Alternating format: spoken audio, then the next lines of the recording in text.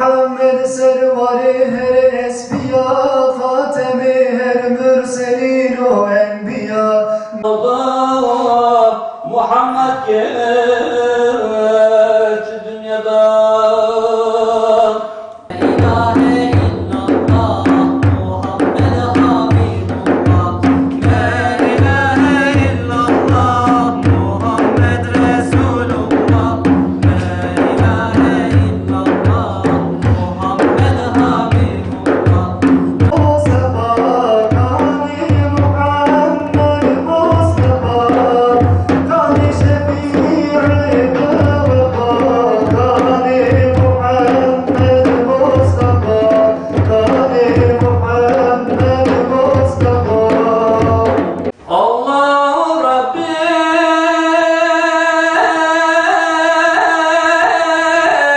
la yazal. Hamdolsun. Varlık kainat içerisinde eşrefi mahlukatın şereflisi, hayırlısı, insan olarak yaratan Allah'a hamdolsun.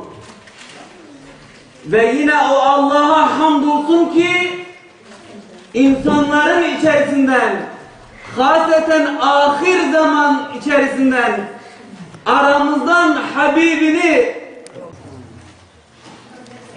aziz İslam'ın aziz evlatları, aziz Hazreti Muhammed Aleyhisselam'ın aziz ümmeti, Allah'ın selamı, rahmeti ve bereketi hepinizin üzerine olsun.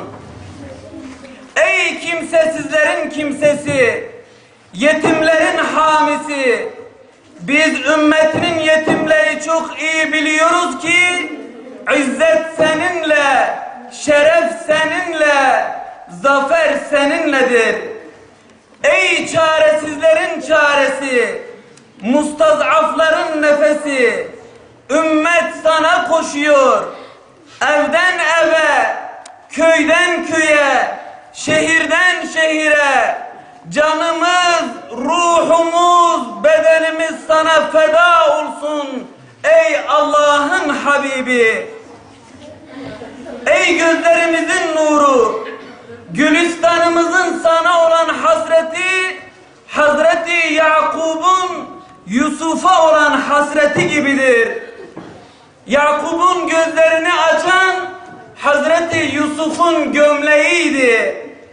Andolsun ki bizler de gözlerimizi Kur'an ve sünnetinle açacağız.